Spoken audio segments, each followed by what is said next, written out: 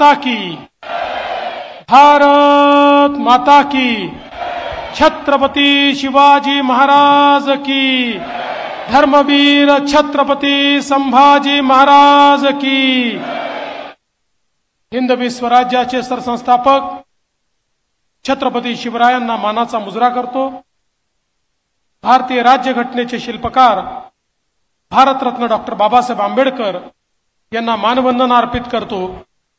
आज प्रचार सभेकरता मंचावर उपस्थित असलेले आपल्या सर्वांचे लाडके नेते, माजी केंद्रीय राज्यमंत्री आणि राष्ट्रीय ओबीसी आयोगाचे अध्यक्ष हंसराज भैया अहिर, माजी केंद्रीय मंत्री आदरणीय फग्गन सिंह कुलास्ते जी, श्री नागेश गोडामजी, श्रीनिवास गोमासे जी, आणि ज्यांच्या प्रचाराकरता आपण या ठिकाणी एकत्रित आलो आहोत, या चंद्रपूरचे लोकप्रिय आणि कार्यसम्राट आमदार किशोर भाऊ जोरगेवार,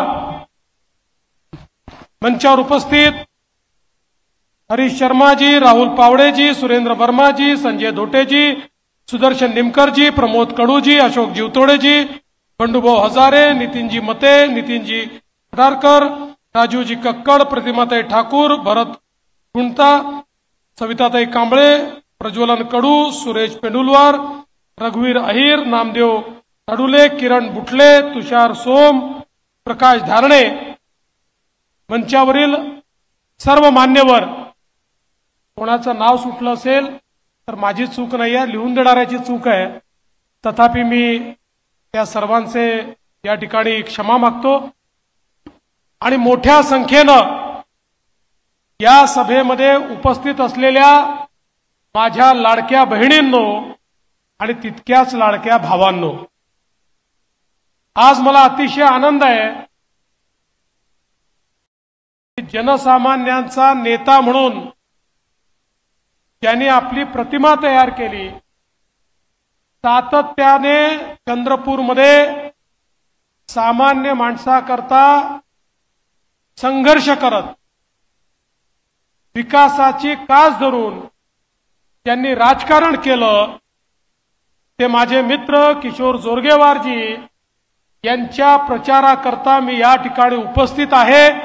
आणि आपण सगळे लोक त्यांना आशीर्वाद देण्याकरता एवढ्या मोठ्या संख्येने उपस्थित झालात, माझ्या मनामध्ये कुठलीही शंका नाही। किशोर भाऊ, तुम्ही मागचा रेकॉर्ड तोडून त्यापेक्षा जास्त मताने या ठिकाणी निवडून येणार आहात।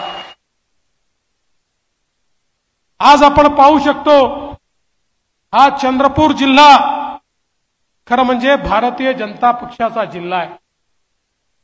हा माझा देखील जिल्हा आहे, कारण आपल्याला कल्पना आहे आमचं मूळ गाव हे मूल आहे ते या चंद्रपूर जिल्ह्यातलं आहे, त्यामुळे हा माझा जिल्हा असल्यामुळे मला अतिशय आनंद आहे की सातत्याने भारतीय जनता पक्षाच्या पाठीशी राहणारा हा जिल्हा आहे। शोभाताई असतील, हंसराज भैया असतील, सुधीरभाऊ मुनगंटीवार असतील, एक नेत्यांची मोठी मालिका चंद्रपूर जिल्ह्यामध्ये आपल्याला पाहायला मिळते की ज्यांनी तळागाळापर्यंत भारतीय जनता पार्टी रुजवली। आणि किशोर भाऊ देखील भारतीय जनता पक्षाचेच कार्यकर्ते होते, काही कारणाने आमच्यावर नाराज झाले आणि बाहेर गेले, परंतु पुन्हा आपल्या घरामध्ये परत आले आहेत। आणि आपण असं म्हणतो, सुबह का भूला अगर शाम को वापिस आए तो भूला नहीं होता, वो भाई होता है। अशा प्रकारचा आमचा भाऊ हा पुन्हा एकदा आमच्या सोबत आलाय। आणि आता किशोर भाऊ, तुम्ही उभं केलेलं काम, भारतीय जनता पक्षाची ताकद, या दोन गोष्टीचा संगम या ठिकाणी होणार आहे। त्यामुळे चंद्रपूरमध्ये कमळ फुलण्यापासनं आता कोणीही थांबवू शकत नाही, हा माझा विश्वास आहे। खरं म्हणजे आमदार म्हणून किशोर भाऊंनी केलेलं काम हे खरोखर वाखाणण्यासारखं आहे। महाराष्ट्राच्या विधानसभेमध्ये वाघाप्रमाणे या चंद्रपूरची भूमिका सातत्याने त्यांनी मांडली। एक एक विषय लावून धरला। अनेक गोष्टींवर त्यांनी त्या ठिकाणी अतिशय महत्त्वाचे निर्णय करून घेतले। चंद्रपूरमध्ये रस्त्यांचे, पिण्याच्या पाण्याचे, फ्लायओव्हरचे विषय, या ठिकाणी सफारीचे विषय आणि खऱ्या अर्थानं आपलं आराध्य दैवत असलेली आई महाकाली, माता महाकालीच्या या संपूर्ण परिसराचा विकास झाला पाहिजे याचा सातत्याने त्यांनी पाठपुरावा केला आणि 235 कोटी रुपये महाकालीच्या विकासाकरता त्यांनी त्या ठिकाणी मंजूर करून घेतले।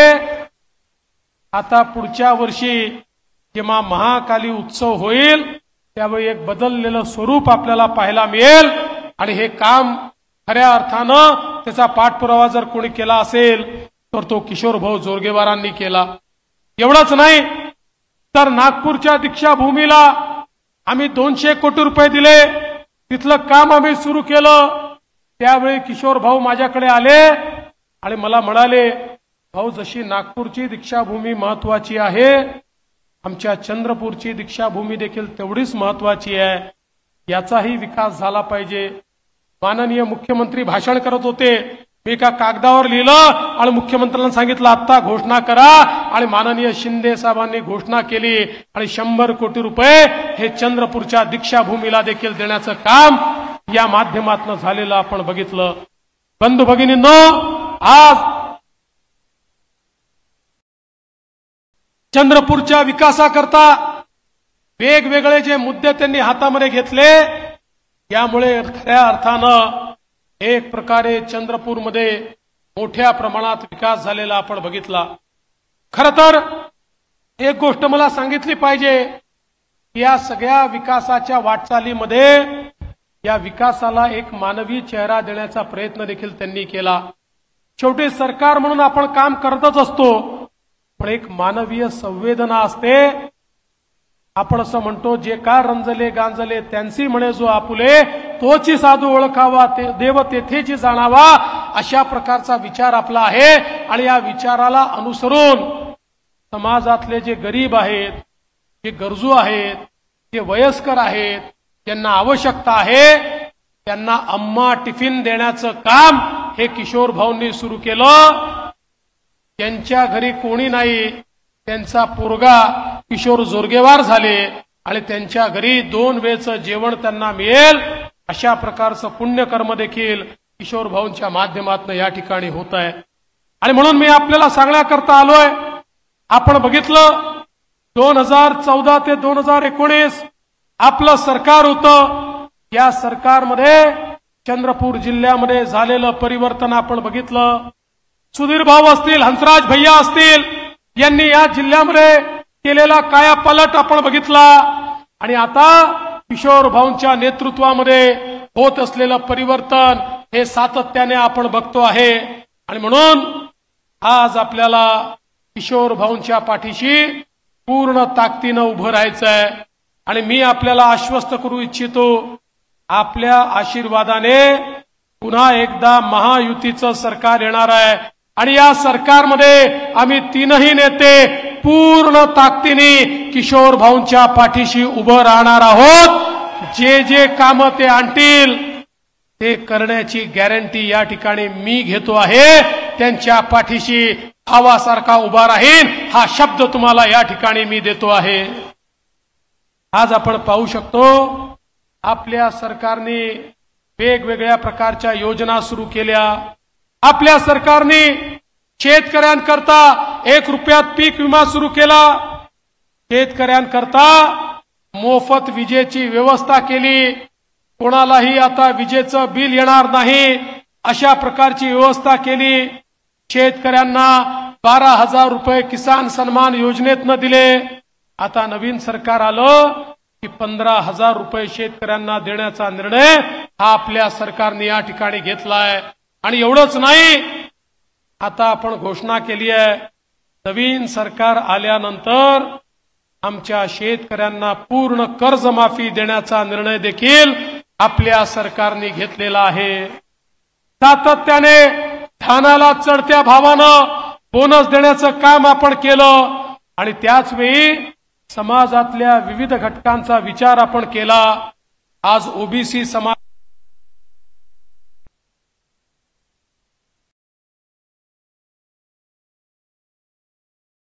या ठिकाणी आपण 54 हॉस्टेल ओबीसी विद्यार्थ्यांकरता तयार केले, परदेशी शिष्यवृत्तीची व्यवस्था उभी केली। आपण त्या ठिकाणी महाज्योती सारखी संस्था तयार करून ओबीसी विद्यार्थ्यांना त्या ठिकाणी वेगवेगळ्या प्रकारच्या स्पर्धा परीक्षांचं प्रशिक्षण आपण सुरू केलं।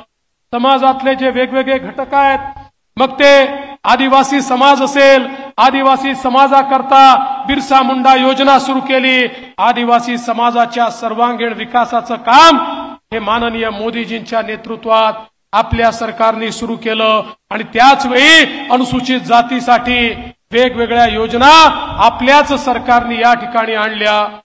हे सगळं करत असताना आपल्या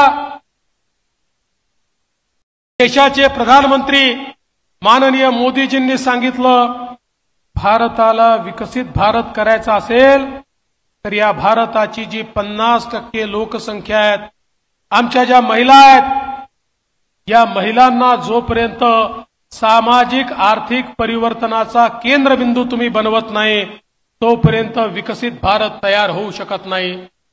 मोदीजींनी बेटी बचाओ बेटी पढाओ पासनं लखपती दीदी पर्यंतचे कार्यक्रम आखले। आपल्या महाराष्ट्रामध्ये मोदीजींच्या नेतृत्वात 11 लाख आमच्या बहिणी या लखपती दीदी झाल्यात, म्हणजे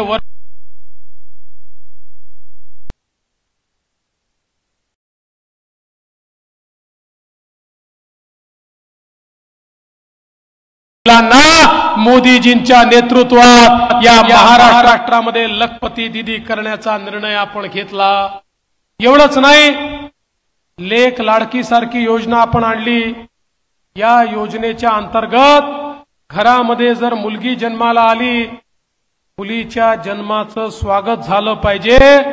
मुलगी जन्माला आली की 5,000 रुपये, पहिल्या वर्गात गेली 5,000 रुपये, 7व्या वर्गात गेली 7,000 रुपये, 11व्या वर्गात गेली 8,000 रुपये, 18 वर्षाची झाली की 75,000 रुपये, 1 लाख रुपये ज्यांच्या घरी कन्या रत्न जन्माला येईल त्यांना देण्याचा निर्णय हा आपल्या सरकारच्या माध्यमातून आपण या ठिकाणी घेतला।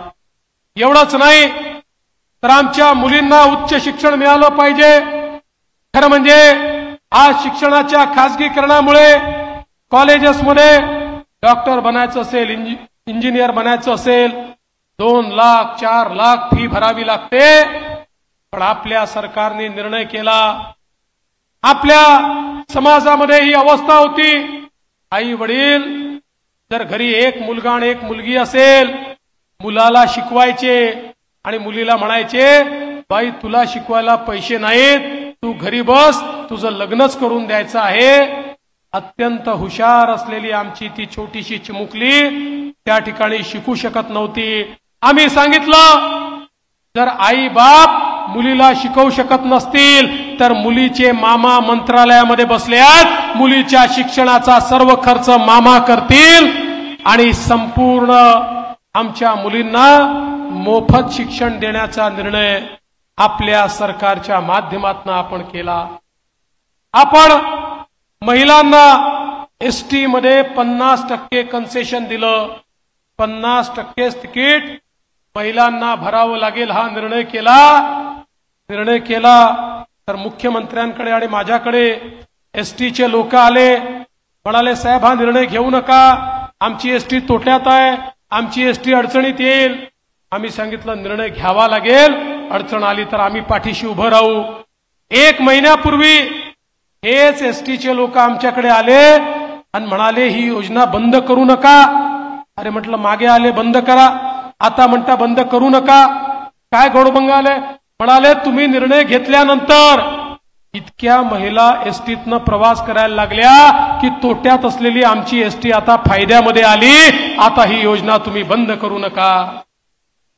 मग मी जरा माहिती घेतली, चाललं तरी काय आहे, माझ्या लक्षात आलं आता आमच्या बहिणी आमच्या भाऊजींना सांगतात, जिल्ह्याला जायचं असेल, तालुक्याला जायचं असेल तुम्ही घरी बसा, मीच जाऊन येते, तुम्ही गेले की तिकीटही दुप्पट लागतं, तुम्ही पान तंबाखू खर्रा काय काय व्यसन करता आणि घरचे पैसे बुडवून येता, मी गेली तर घरचे पैसे त्या ठिकाणी वाचवून येते. आणि म्हणून आमच्या बहिणीच आता प्रवास करायला लागलेल्या आहेत. हे परिवर्तन आपल्या सरकारने करून दाखवलं आहे. आणि एवढंच नाही तर आमच्या बहिणींकरता आपण लाडकी बहीण योजना आणली. लाडकी बहीण योजनेच्या अंतर्गत बहिणींच्या खात्यामध्ये 1500 रुपये दर महिन्याला आपण देतो.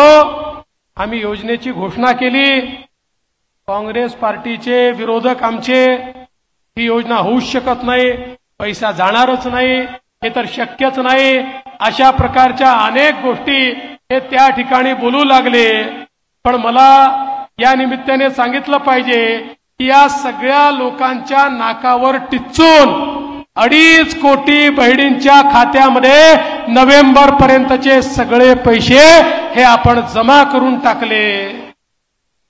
पण बंधू भगिनींनो आणि विशेषतः लाडक्या बहिणींनो, जसे आम्ही तुमचे सख्खे भाऊ आहोत, तुमचे काही सावत्र भाऊ देखील काँग्रेसमध्ये आहेत. या सावत्र भावांनी कोर्टामध्ये जाऊन ही योजना बंद करण्याचा प्रयत्न केला. नाना पटोले आणि सुनील केदार यांचे अधिकृत निवडणूक प्रमुख अनिल वडपल्लीवार हायकोर्टमध्ये गेले. हायकोर्टमध्ये जाऊन त्यांनी त्या ठिकाणी पिटिशन केली आणि सांगितलं ही लाडकी बहीण योजना म्हणजे पैशाचा चुराडा आहे, ही योजना बंद करा, याला स्थगिती द्या. पण काळजी करू नका, आम्ही देखील कोर्टात लढलो आणि कोर्टाने स्थगिती द्यायला नकार दिला आणि सांगितलं लाडकी बहीण योजना ही चालतच राहणार आहे. त्यामुळे आता लक्षात घ्या, आता तर 1500 रुपये देतो. आपण ठरवलं आहे पुन्हा आपलं सरकार आलं की 1500 रुपये नाही 2100 रुपये आपल्या लाडक्या बहिणींना त्यांच्या खात्यामध्ये आपण देणार आहोत. पण बहिणींनो, समजा या ठिकाणी आपले किशोर भाऊ निवडून आले तर लाडक्या बहिणींना पैसे देण्याकरता त्यांचा हात वर असेल आणि दुर्दैवाने एखादा काँग्रेसी निवडून आला तर तुमची योजना बंद करण्याकरता तो हात वर करेल.